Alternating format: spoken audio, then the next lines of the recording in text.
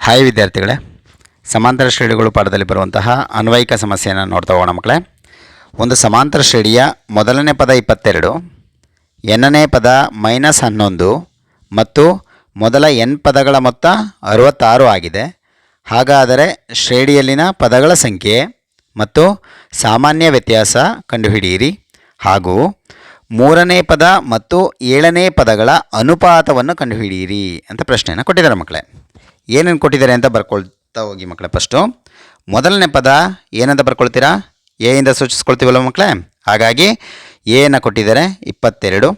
Next ಎನ್ನನೇ ಪದ ಅಂತಂದರೆ N ಅಂತ ಸೂಚಿಸ್ಕೊಳ್ತೀವಿ. ಎನ್ ಎಷ್ಟು ಕೊಟ್ಟಿದ್ದಾರೆ ಮಕ್ಕಳೇ? -11 ಅಂತ ಕೊಟ್ಟಿದ್ದಾರೆ. ನಂತರ ಮೊದಲ n ಪದಗಳ ಮೊತ್ತ 66 ಅಂತ ಕೊಟ್ಟಿದ್ದಾರೆ. ಅದನ್ನು SN ಅಂತ ಸೂಚಿಸ್ಕೊಳ್ತೀವಿ ಮಕ್ಕಳೇ. ಪದಗಳ ಮೊತ್ತ ಆಗಿರೋದ್ರಿಂದ SN ಇಂದ ಸೂಚಿಸ್ಕೊಳ್ತೀವಿ. ಹಾಗಾದರೆ ಶ್ರೇಣಿಯಲ್ಲಿನ ಪದಗಳ ಸಂಖ್ಯೆ ಎನ್ನನ್ನು ಕಂಡುಹಿಡಿಯಬೇಕು, ಸಾಮಾನ್ಯ ವ್ಯತ್ಯಾಸ ಡಿಯನ್ನು ಕಂಡುಹಿಡಿಯಬೇಕು, ಜೊತೆಗೆ ಮೂರನೇ ಪದ ಮತ್ತು ಏಳನೇ ಪದಗಳ ಅನುಪಾತವನ್ನು ಕಂಡುಹಿಡಿಯಬೇಕು. ಮೂರನೇ ಪದವನ್ನು A3 ಅಂತ ಸೂಚಿಸ್ಕೊಳ್ತೀವಿ, ಏಳನೇ ಪದವನ್ನು A7 ಅಂತ ಸೂಚಿಸ್ಕೊಳ್ತೀವಿ. ಹಾಗಾದರೆ A3:A7 ನಾವಿಲ್ಲಿ ಕಂಡುಹಿಡಿಯಬೇಕಾಗುತ್ತೆ ಮಕ್ಕಳೇ. ಈಗ ಏನು ಕೊಟ್ಟಿದ್ದಾರೆ ಅಂತ ಅಬ್ಸರ್ವ್ ಮಾಡಿ ಮಕ್ಕಳೇ. AN ಕೊಟ್ಟಿರೋದ್ರಿಂದ SN ಸೂತ್ರವನ್ನು ನಾವಿಲ್ಲಿ ಮೊದಲು ಬಳಸ್ಕೊಳ್ಬೋದು. ಏಕೆಂದರೆ SNಗೆ ಒಂದು ಸೂತ್ರ ಇದೆ ಮಕ್ಕಳೇ, n/2 × A + AN ಅಂತ. ಹಾಗಾಗಿ ಇದರಲ್ಲಿ A ಕೊಟ್ಟಿದ್ದಾರೆ, AN ಕೊಟ್ಟಿದ್ದಾರೆ. ಸೊ ಎನ್ನನ್ನು ನಾವಿಲ್ಲಿ ನೇರವಾಗಿ ಇದರಿಂದ ಕಂಡುಹಿಡ್ಕೋಬೋದು. ಹಾಗಾಗಿ ಫಸ್ಟ್ ಇದನ್ನು ಬರ್ಕೊಳ್ತಾ ಇದ್ದೀನಿ. SN = 66 ಅನ್ನೋದನ್ನ ಫಸ್ಟ್ ಬರ್ಕೊಳ್ಳಿ ಮಕ್ಕಳೇ.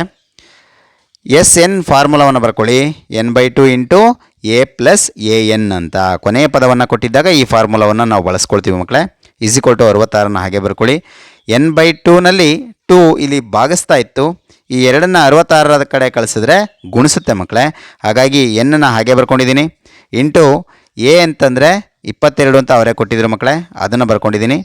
ಪ್ಲಸ್ AN ಅಂದರೆ -11 ಅಂತ ಕೊಟ್ಟಿದ್ದಾರೆ, ಅದನ್ನು ಬರ್ಕೊಳ್ಳಿ. = 66 × 2 ಬರ್ಕೊಂಡಿದ್ದೀವಿ.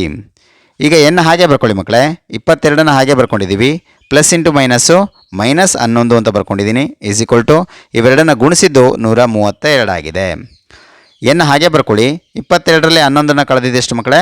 11 = 132 ಹಾಗೆ ಬರ್ಕೊಂಡಿದ್ದೀನಿ. n = 132 ಹಾಗೆ ಬರ್ಕೊಂಡು 11 n ಪಕ್ಕದಲ್ಲಿ ಗುಣಿಸ್ತಾ ಇತ್ತು. ಸೊ ಇಲ್ಲಿ ಬಂದರೆ ಭಾಗಿಸುತ್ತೆ. 11ರಿಂದ ಭಾಗಿಸಿ ಮಕ್ಕಳೇ. 11 1 11, ಇಲ್ಲೂ ಕೂಡ ಅಷ್ಟೇ. 11 1 11, 13ರಲ್ಲಿ 11ನ್ನು ಕಳೆದ್ರೆ 2 ಉಳ್ಕೋತು. ಹೌದು, 2 ಉಳ್ಕೊಂತು. 2 2 22 ಆಯಿತು.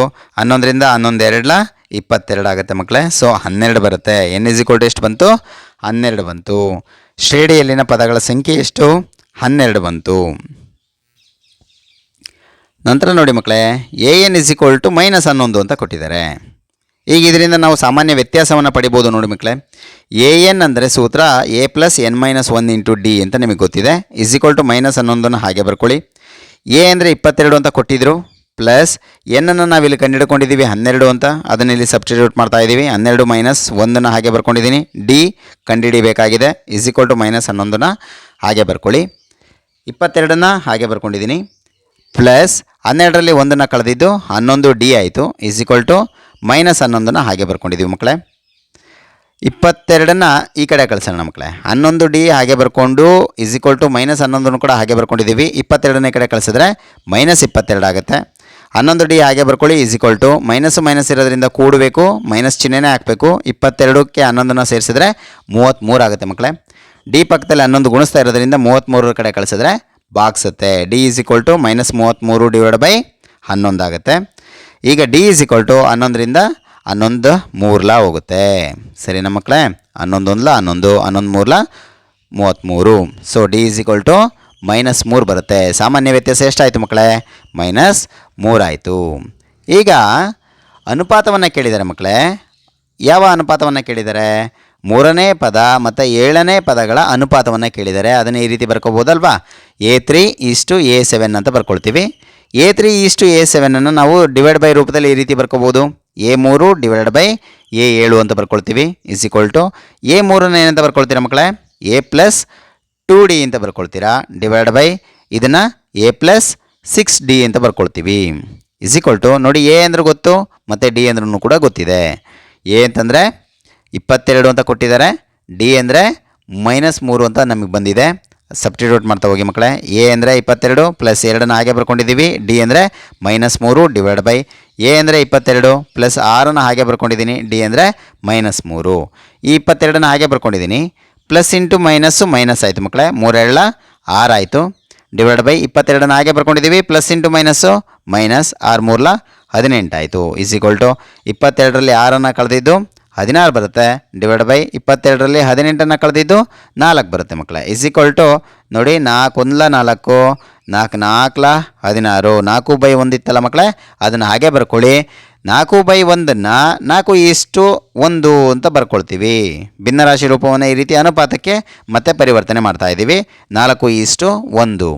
ಅವ್ರು ಕೇಳಿರುವಂಥದ್ದಕ್ಕೆ ಆನ್ಸರ್ ಸಿಕ್ಕಿದೆಯಲ್ಲ ಮಕ್ಕಳೇ. 3ನೇ ಪದ ಮತ್ತು 7ನೇ ಪದಗಳ ಅನುಪಾತ 4:1 ಆಗಿರುತ್ತೆ.